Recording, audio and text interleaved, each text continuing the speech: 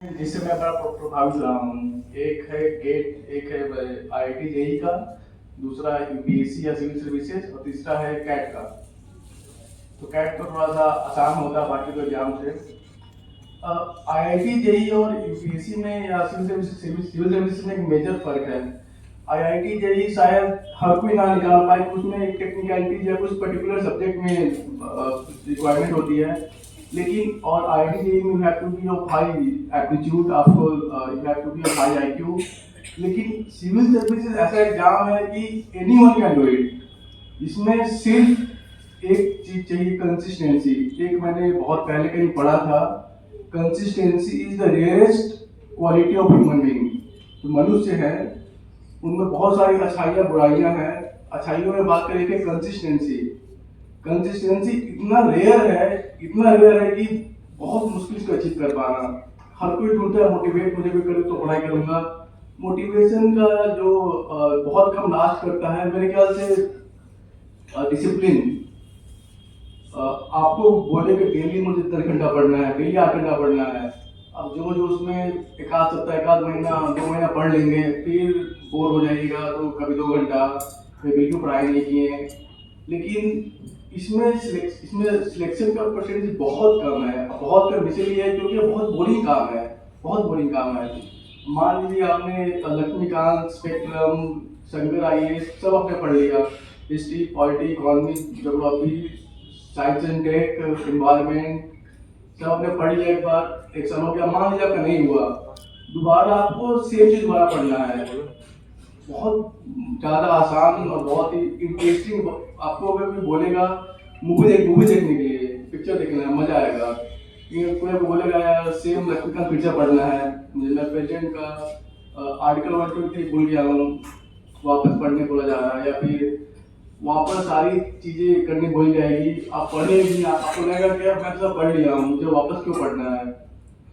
तो मेरा ऐसा मानना है कि ये थोड़ा सा आसान काम इसलिए नहीं है क्योंकि बोरिंग थोड़ा सा काम है, क्योंकि सेम चीज आपको रिपीट करना है। जैसे मान लीजिए किसी का ऑप्शनल, मेरा ऑप्शनल मैथमेटिक्स था, किसी का ऑप्शनल कुछ भी हो सकता है, सोशियोलॉजी हो, एंथ्रो हो, एनीथिंग, PSIR हो, कोई टेक्निकल या कोई लिटरेचर सब्जेक्ट हो। जब देखिए बहुत ऐसा जारी है कि आप डेटा स्टडी कीजिएगा। जब यूपीएससी अपना जब रिजल्ट निकालता है तो एक मतलब एनुअल रिपोर्ट पब्लिश करता है, कहीं मिलेगा मौका पढ़ने का तो पढ़िएगा और देखिए कितने परसेंट बच्चे फर्स्ट टर्म में क्लियर किए, कितने सेकंड, कितने थर्ड, कितने फोर्थ। तो आप पाइएगा कि अधिकतम बच्चे जो है थर्ड और फोर्थ में क्लियर करते हैं। मैं नहीं कहूँगा आप फर्स्ट में कीजिए, बिल्कुल जितना पढ़िए आप इतने इतना शानदार इंस्टीट्यूट में यहाँ PW बहुत अच्छा IPO लॉन्च किया है, मैं बधाई देता हूँ उसके लिए। बहुत अच्छा मतलब सर का इनिशिएटिव है, अलग पांडे सर का और उनके सपोर्टिव स्टाफ का। बहुत अच्छी सस्ते में काफ़ी पढ़ाया जाता है। एक रिवोल्यूशन ला दिया गया है मेरे ख्याल से फिजिक्स वाला द्वारा। मेरा भाई भी पढ़ाई कर, वो भी PW का ही कोर्स में पढ़ाई कर रहा है।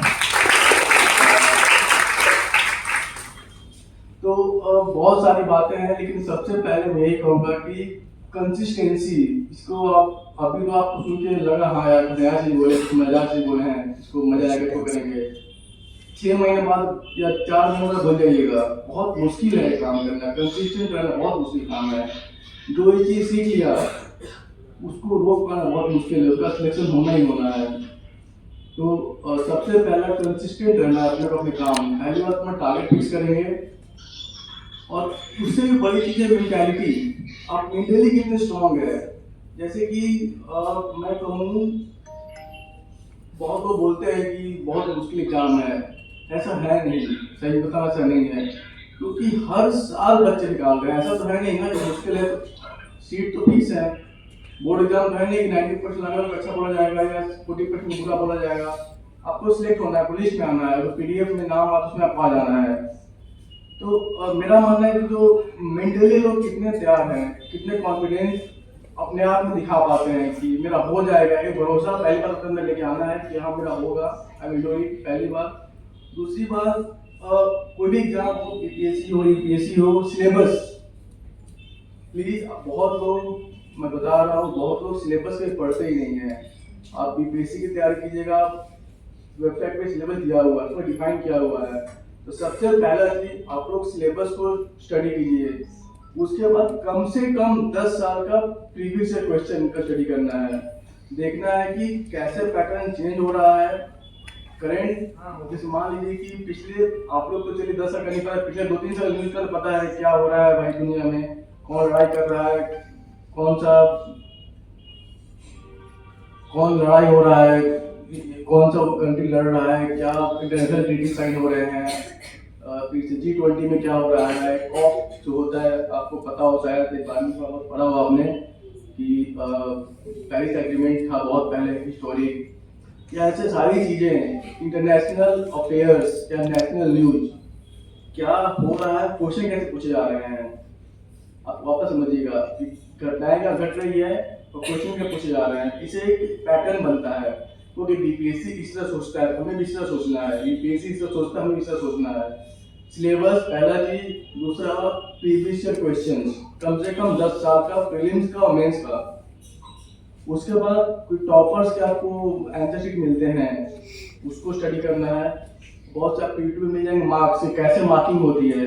जरूरी नहीं है कि 6 पन्ना लिख दीजिएगा तो मार्क्स फुल मिल जाएंगे, 4 पन्ना मार्क्स फुल नहीं मिलेंगे। क्वालिटी मैटर करता है, आपको भी देखना है कि पॉइंट वाइज लिखना है कि पैराग्राफ में लिखना है।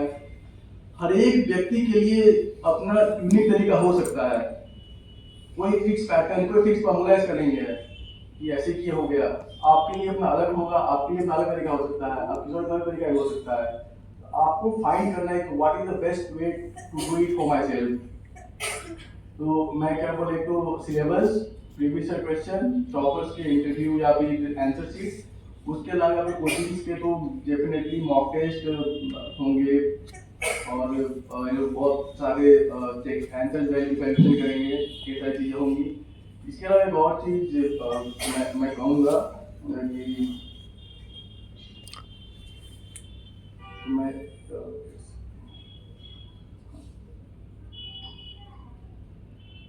एक और बड़ी बात है कि हम लोग जब तैयारी करते हैं यूपीएससी या बीपीएससी की, तो हम लोग प्रीलिम्स में फंस के रह जाते हैं।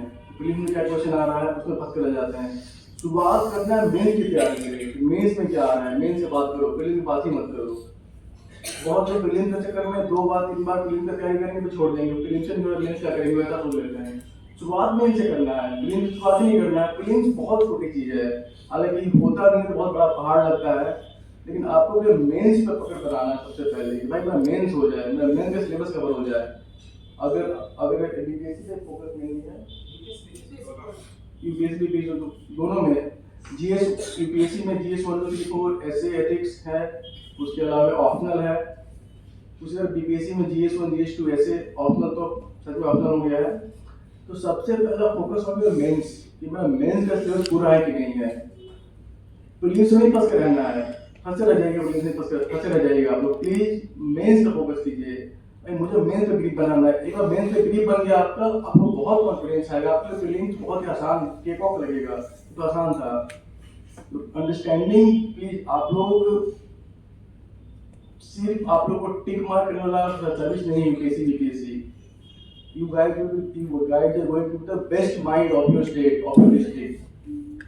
तो यहाँ पे दो तरीके के लोग आपको मिलेंगे। एक कि भाई मैं अकबर का बेटा कौन है याद कर लिया हूँ और सारी मतलब 1 वर्ड याद कर लिया हूँ। दूसरा बोलेगा कि मैं बहुत अच्छी चीज़ समझता हूँ, सारी मुझे पता है कि टफ डिसीजन कैसे लेना, कौन कर पाएगा।